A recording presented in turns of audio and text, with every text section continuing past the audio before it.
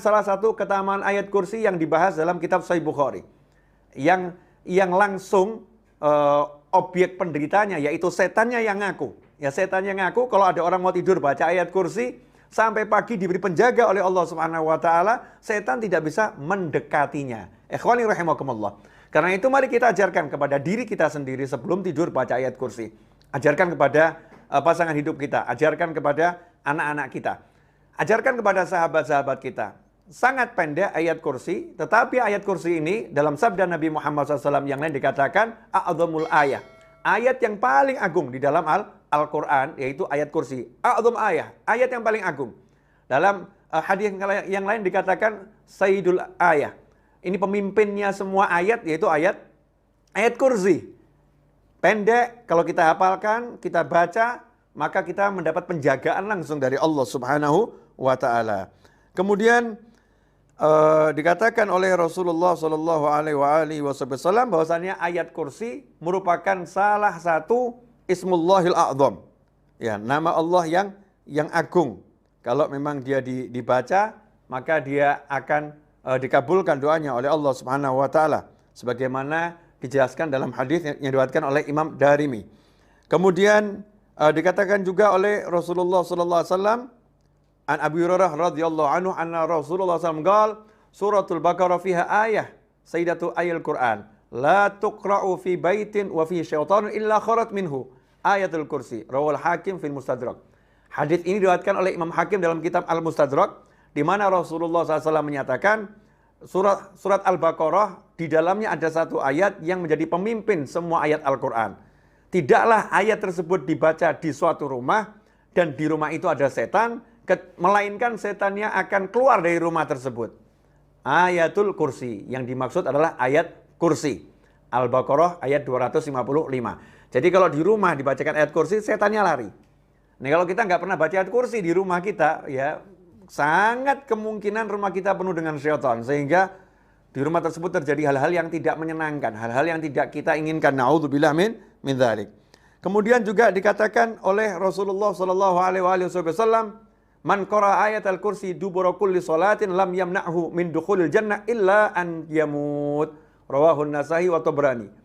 Dikatakan oleh Nabi Muhammad SAW dalam hadis yang diriwayatkan oleh Imam Nasa'i dan Tabrani bahwasannya barang siapa selepas sholat membaca ayat kursi, selepas salam baca ayat kursi, jangan pernah tinggalkan, maka tidak ada yang menghalangi dia untuk masuk surga kecuali kehidupan ini.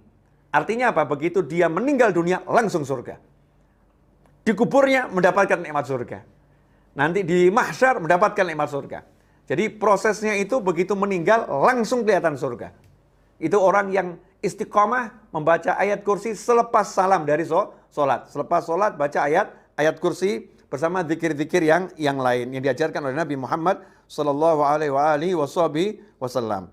Kemudian juga dikatakan oleh Rasulullah SAW dari Sayyidina Hasan bin Ali radhiyallahu anhuma, dari cucu Nabi Muhammad SAW, Sayyidina Hasan putra Sayyidina Ali radhiyallahu anhuma, qala Rasulullah sallallahu alaihi wasallam, Rasulullah SAW bersabda, "Man qara ayatal kursi fi duburi shalah al-maktubah kana fi dhimmatillah ila sholatil ukhra." Rawahu Tabrani bi isnadin hasan.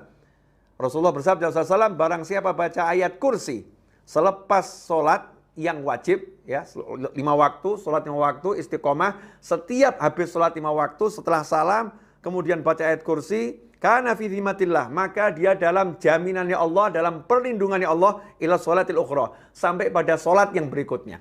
Jadi kalau kita habis sholat subuh, kita salam, baca ayat kursi, zikir-zikir yang istiqomah, Allahumma ajirni minan nar 7 kali, kemudian kita baca zikir yang ada dan lanjutkan dengan ayat kursi. Intinya setiap habis salam, habis sholat, baca ayat kursi, urutannya terserah kepada Anda semua. Maka kalau kita subuh baca ayat kursi habis salam, kita dijaga oleh Allah Ta'ala sampai zuhur. Kalau zuhur kita baca dijaga sampai asar. Asar kita baca dijaga sampai maghrib. Maghrib kita baca dijaga sampai isya. Isya kita baca dijaga sampai subuh. Belum lagi nanti mau tidur kita baca lagi ayat kursi. Maka seisi rumah, itu dikatakan dalam riwayat yang lain, seisi rumah kita akan dijaga. Kalau kita niatkan baca untuk keluarga kita, anak kita, orang tua kita, yang membantu di rumah kita, maka semuanya akan dijaga oleh Allah Subhanahu wa ta'ala. Ikhwani rahimakumullah. Nah, kalau kita melihat beberapa kemuliaan dan keutamaan ayat kursi yang tadi saya bacakan, dan kalau diuraikan semua, ada ulama yang menulis sampai 40 hadis tentang keutamaan ayat kursi, tentu akan sangat banyak yang harus saya jabarkan. Ya, intinya yang ingin saya sampaikan adalah ayat kursi ini pendek, ya pendek. Yuk kita hafalkan dan kita amalkan. Apalagi di zaman-zaman seperti ini, zaman COVID dan zaman banyak bencana, banyak musibah yang tak terduga, naudzubillah min dzalik, kita memerlukan lebih banyak ya doa-doa untuk melindungi diri kita dan keluarga kita. Nah, ayat kursi ini pegang. Habis sholat, baca ayat kursi. Mau tidur, baca ayat kursi. Di rumah, kalau kita pengen setannya pergi semua, lebih banyak baca ayat kursi, lebih bagus. Yang penting istiqomah. Yang penting istiqomah. Ikhwani rahimakumullah, kesimpulannya adalah, yang pertama, kalau mau tidur baca ayat kursi, dijaga oleh Allah Ta'ala dari syaitan sampai pagi hari. Yang kedua, ayat kursi adalah ayat yang teragung di dalam Al-Quran dan pemimpin semua ayat dalam Al-Quran. Kemudian yang ketiga, ayat kursi ini kalau dibaca ya di rumah, maka setannya akan pergi dari rumah tersebut.